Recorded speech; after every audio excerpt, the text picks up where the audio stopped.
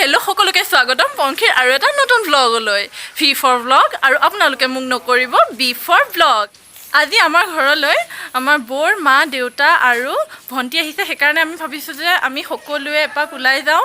আৰু এয়া আমি এতিয়া যাবলৈ লোৱাৰ আগতে ঘৰৰ সন্মুখতে চবেই পূৰা ফটো উঠাত ব্যস্ত হৈ আছে।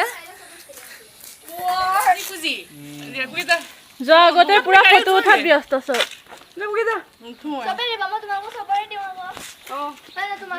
এয়া হৈছে বৌৰ দেউতা।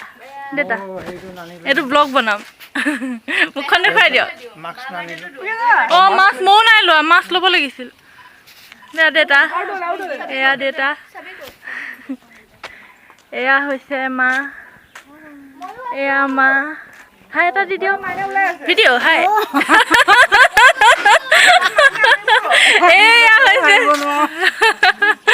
এয়া হৈছে আজিৰ কি হ'ব কুকি, বৰ ভণ্টি।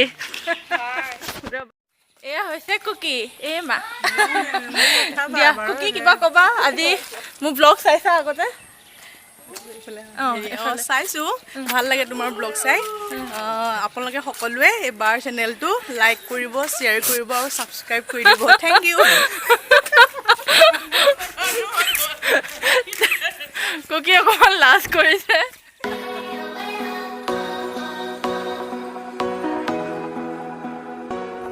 আমি এতিয়া সকলো যাবলৈ ওলাইছোঁ আৰু আমি আজি যাম কঠীয়াতলিৰ পৰা পশ্চিম দিশত, মানে কামপুৰ কচুৱা হৈ পেলাই তাত এখন মাধৱপাৰা থান আছে, আমি সেইফালে যাম। আমি থানত নোসোমাওঁ, কিন্তু আপোনালোকক থানখন দেখুৱাম বাহিৰৰ পৰাই।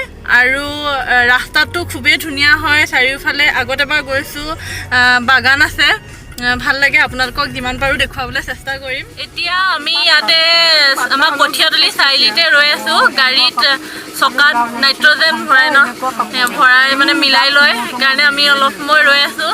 তাৰপিছতে আকৌ আমি এতিয়া যাম এইফালে কামপুৰ ফালে, তাৰপিছতে কামপুৰৰ পৰা গৈ কচুৱা, কচুৱাৰ পৰা মাধৱপাৰা থান।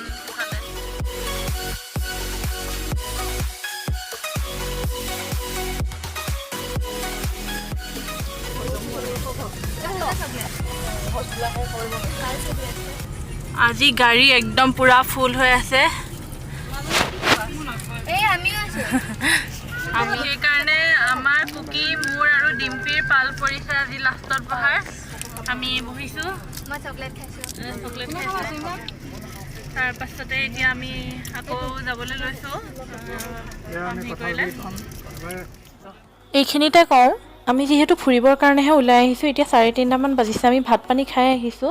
আমি থানাৰ ভিতৰত চাকি বন্তি নিদিওঁ, মানে আমি নোসোমাওঁ তেনেকৈ, সেইকাৰণে আমি পোছাকৰ ক্ষেত্ৰত চাদৰ মেখেলা পিন্ধি অহা নাই। এইখন হৈছে বুকলুং বিল। কঠীয়াতলিৰ পৰা কঁঠালগুৰি, মনোহৰ গাঁও, অমৰাৱতী আদিকে পাৰ কৰি প্ৰায় 30 কিলোমিটাৰমান বাট হৈছে শ্ৰী শ্ৰী মাধৱ থানলৈ।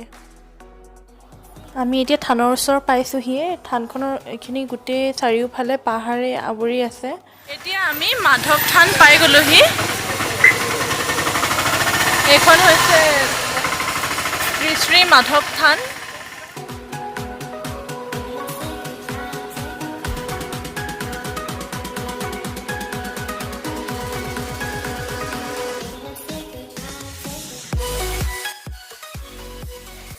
ইমান বোকা।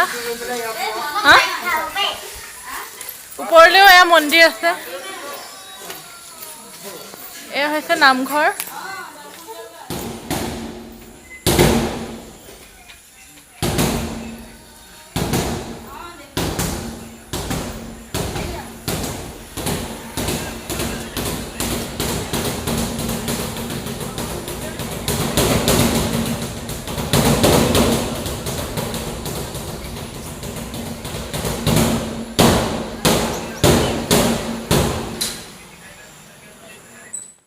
এতিয়া আমি ওপৰলৈ যাম আৰু এয়া ফটো ছেশ্যন, খুব ফটো উঠি আছে।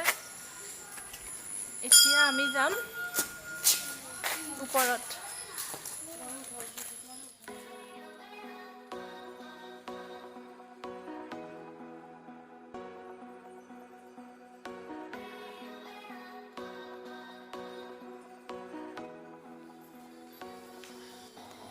এতিয়া এইটো হৈছে নামঘৰৰ কাষতে সৰুকৈ এটা মন্দিৰ। ইয়াতে শিলেৰে আৱৰি আছে, শিলেৰে ঢাকি ৰাখিছে আৰু ইয়াতে চাকি বন্তি জ্বলোৱা হয়। শ্ৰী শ্ৰী মাধৱ থানৰ ইতিবৃত্তি ক'বলৈ গ'লে কিংবদন্তি মই বৈষ্ণৱসকলৰ মুখত শুনা, সাধুসকলৰ মুখত শুনা। ইয়াত মই ভাগৱত নহয়। সাধুসকল যেতিয়া মানে ইয়াৰ যিজন ছেক্ৰেটাৰী আছিল মহানন্দ, তেখেত আছিলে আপোনাৰ সাধু সন্মিলনৰ ছেক্ৰেটাৰী। আৰু লংকাত নগাবাবা বুলি কয়, তেখেত আছিল সাধু। তেখেতসকল যেতিয়া ইয়ালৈ আহিব তেতিয়া তেওঁলোকে মোক মাতি আনে। আমি গোটেই ৰাতিটো তেওঁলোকৰ লগত মই ভাগৱত পাওঁ। এইটো কেতিয়াৰ কথা, কিমান দিনৰ আগৰ কথা? তেতিয়া মই 7ত পঢ়ি আছোঁ। সৰু তেতিয়া মই 7ত পঢ়ি আছোঁ। তেওঁলোকে মাতে, মই আহোঁ। এইখিনিতে ধনী ঘৰ আছিলে, তাতে পঢ়োঁ ভাগৱত। তেওঁলোকৰ 15-20 জন সাধু সন্যাসী আৰু তেওঁলোকৰ তাত ব্যাখ্যা হয়। আৰু তেওঁলোকৰ মুখেৰে যিখিনি শুনিবলৈ পাইছোঁ সেইখিনি মই আপোনালোকৰ আগত কওক। এই মাধৱ থানখনৰ নামটো আহিল শ্ৰী শ্ৰী মাধৱ থান মানে কৃষ্ণ। মাধৱ কৃষ্ণ আন এটা নাম হ'ল মাধৱ। আপোনাৰ ইন্দ্ৰপ্ৰস্থৰ ৰাশি যজ্ঞ হয় মেলি দিছিলে। এই পমিলাত আপোনাৰ আগত কৰ্তব্য অৰণ্য, মগধৰ ৰজা দিলীপ আছিলে। দিলীপে এই অৰণ্যলৈ আহিছিল, পৰিয়ালসমূহ লৈ, প্ৰজাসকল লৈ সমান্তলৈ আহিছিলে। ইয়াত হৰগৌৰী মিলন হৈছিলে। সেই মিলন যেতিয়া দেখা পালে তেতিয়া মানে পাৰ্বতীয়ে লজ্জাবোধ কৰি পেলাই হেৰি দিলে, অভিশাপ দিলে যে ইয়াত যিমানবিলাক পুৰুষ আহিছে সকলোখিনি প্ৰকৃতি হ'ব। তেতিয়া সৈন্য সামন্ত যিমানবিলাক পুৰুষ আছে চব প্ৰকৃতি হ'ল। যেতিয়া প্ৰকৃতি হৈ গ'ল তেতিয়া নাৰী সৈন্যই হ'ল। আৰু তেতিয়া এই যুধিষ্ঠিৰ অশ্বমেধ যজ্ঞৰ, হস্তিনাপুৰৰ অশ্বমেধ যজ্ঞৰ ঘোঁৰা আহি আহি এই পুংগাত সোমাল। এই ঘোঁৰাৰ পজালে পজালে আহি পেলাই তেওঁলোকৰ সেনাপতি অৰ্জুন আহিছে লগত। এই নদী পাৰ হৈ অৰ্জুনে সুধিলে এই সৈন্যবিলাকক পায় যে এইপিনে ঘোঁৰা এটা যোৱা দেখিছিলে নেকি? বোলে হয়, ঘোঁৰা এটা গৈছে। ক'ত? বোলে আমাৰ কোঁৱৰে আটক কৰি ৰাখিছে ৰাজকাইমত। যিখন পমিলা মানে ৰাজ্য বনাই ল'লে তেওঁ, হেৰি এই ৰজাৰ জীয়েক, তেওঁ ডাঙৰ জীয়েক মানে ৰাজ্য চলালে। তাৰপিছত তেওঁলোকক লগত লৈ গ'ল। গৈ যেতিয়া হেৰি পাইছেগৈ, ৰাজসভা পাইছেগৈ, তেতিয়া পমিলাক সুধিছে বোলে আহিবলগীয়া। আহিলে আহোঁতে অৰ্জুনে তেতিয়া কৈছিলে যে আপুনিতো আমাৰ ঘোঁৰা বন্ধ কৰি থৈছে, এতিয়া ঘোঁৰাটো দিব লাগে। এই ঘোঁৰাটো ৰাজসূৰ্যৰ ঘোঁৰা, যুধিষ্ঠিৰ ৰাজসূৰ্যৰ ঘোঁৰা। এই ঘোঁৰাটো এৰি দিব লাগে। আৰু কোনোবাই যদি আটক কৰে তে যুদ্ধ কৰিব লাগিব। বোলে মই আটক কৰিছোঁ ঘোঁৰাটো, মই জানিছোঁ যুধিষ্ঠিৰ ৰাজসূৰ্যৰ ঘোঁৰা চব লিখা আছে, মই পঢ়িছোঁ, গতিকে মই আটকো কৰিছোঁ। মোৰ কথা হ'ল যদি অৰ্জুনে মোৰ লগত বিয়া হয়, মোক বিয়া পাতে, তেতিয়াহ'লে মই ঘোঁৰা দিম। আৰু যদি অৰ্জুনে মোক বিয়া নাপাতে তেতিয়াহ'লে মোৰ লগত যুদ্ধ কৰক, মোক পৰাস্ত কৰিলেহে ঘোঁৰা নিব পাৰিব। তাৰমানে পুৰুষ তাত থাকিলে প্ৰকৃতি হ'ব। কথাটো গম পাইছেনে? গতিকে অৰ্জুনে কি বুলি তাত ৰৈ পেলাই যুদ্ধ আৰম্ভ কৰিব। আৰু প্ৰকৃতিৰ লগত যুদ্ধ কৰাটো নিয়ম নহয়। কিন্তু ভীমে বোলে নামানে, ভীমে কৈছে যুদ্ধ কৰোঁ। তেতিয়া কৈছে দাদা নহয়, প্ৰকৃতিৰ লগত পুৰুষে কেতিয়াও যুদ্ধ নকৰে। এইটো বৰ লজ্জাজনক কথা। গতিকে আমি ইয়াৰ পৰা আঁতৰি যোৱাটোৱে ভাল। তেতিয়া আহি এই জেগাতে ৰ'ল, নদী পাৰ হৈ সেইটো পমিলা পৰি গ'ল। এইফালে আহি তেওঁলোকে আঁতৰি গ'ল। এদিন দুদিনকৈ দিনবিলাক যেতিয়া বাগৰি গ'ল, তেতিয়া কৃষ্ণ হেৰিয়ে যুধিষ্ঠিৰে অনুভৱ কৰিছে যে ইমান দিন হ'ল অহা নাই, ৰাজসূয় যজ্ঞৰ সময়ো পালেহি, ক'ৰবাত কিবা বিশৃংখল হ'ল নেকি, বিপদ হ'ল নেকি। তেওঁ চিন্তা কৰি পেলাই কৃষ্ণক মাতিলে। তেওঁলোকে মাতিলেতো আহে, সব যাম। আহিল, আহাত কৈছে আপুনি একো চিন্তা কৰিব নালাগে দাদা, কাইলৈ আমি সকলোৱে যাম, গৈ তেওঁলোকক লৈ আহিমগৈ।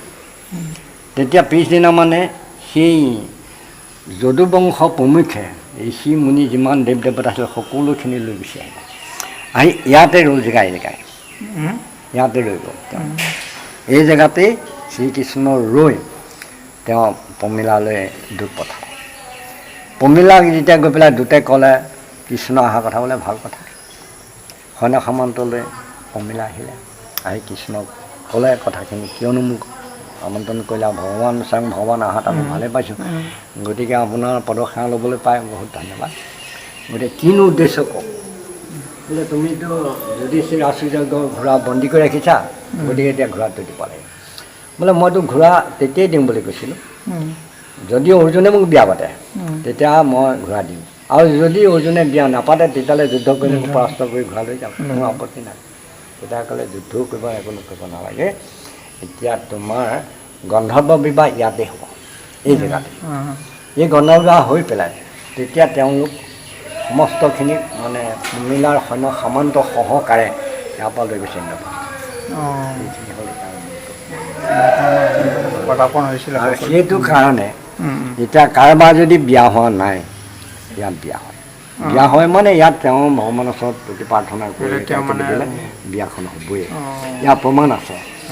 আৰু কাৰোবাৰ যদি সত্য সন্তান হোৱা নাই ইয়াত আহি সহায় সলিতা দি কাকতি মিনতি কৰিলে সত্য সন্তান হ'ব, ইয়াৰো প্ৰমাণ আছে। প্ৰমাণ আছে, এই ডবাটো দেখিছেনে? এই ডবাতে এজন মাষ্টৰ, তেওঁ আহি ক'লে, এয়া বৰচালি, তেওঁ আহি ক'লে যে বাবা যদি মোৰ ছোৱালীজনী এইবাৰ মই বিয়া দিব পাৰোঁ তেতিয়াহ'লে মই আপোনাক এই ডবাটো বনাই দিম। ঠিক আছে হ'ব, আশীৰ্বাদ দিলোঁ। মাঘত সহায় দিছে, ফাগুনৰ লাষ্টত বিয়া হৈছে, কিন্তু দুৰ্ভাগ্যত তেখেত আছে ভেলোত। ভেলোৰ পৰা ফোন কৰিছে মোক যে বাবা মোৰ ছোৱালী বিয়া হৈ গ'ল, আপুনি ছেক্ৰেটাৰী পঠিয়াই দিয়ক, টকা তোলে আহক। 5,500 টকা দিছে ডবাটো বনাবলৈ তেখেতে। আকৌ সেই মাষ্টৰে আৰু এজন আপোনাৰ ঢিং চাৰিআলি, তেওঁৰ চাকৰিটো পাৰ্মানেণ্ট হোৱা নাই, মাষ্টৰ ষ্টাফ হৈছিল তাতে, আহি সহায় সহায়তা দিলে। মই তেতিয়া তেখেতক ক'লোঁ যে প্ৰভু কথা এটা হ'ল বুলি কি, মই বোলো আপুনি সহায়খন যে দিয়া নাই মানে মই বেয়া পাইছোঁ, মই খুব অত্যন্ত বেয়া পাইছোঁ, গতিকে আপুনি সহায়খন সোনকালে দিব। তেনেকৈ কওঁতে মানুহজনে পকেটৰ পৰা 100 টকা দুখন মোক উলিয়াই দিছে, মুঠ উলিয়াই দি কৈছোঁ বাবা এয়া আপোনাক দিছোঁ, আৰু আমি ষ্টাফে থানলৈ দিম, তেনেকৈ দিম।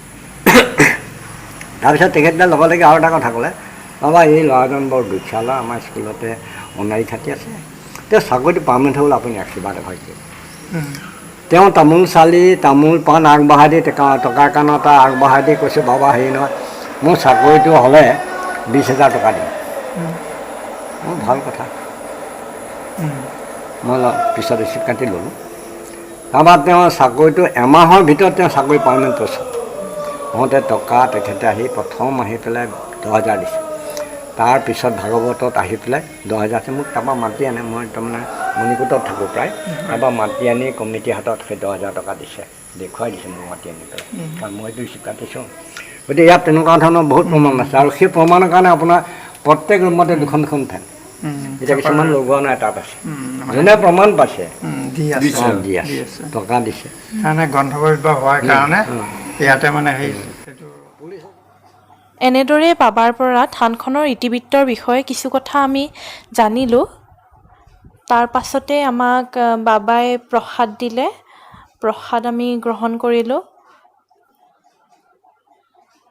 প্ৰসাদমুঠি গ্ৰহণ কৰি আমি সকলো আকৌ ঘৰলৈ বুলি ওলালোঁ। আৰু আপোনালোককো পুনৰ লগ পোৱাৰ প্ৰতিশ্ৰুতিৰে আজিৰ ভ্লগটো ইমানতে সামৰণি মাৰিলোঁ। ধন্যবাদ।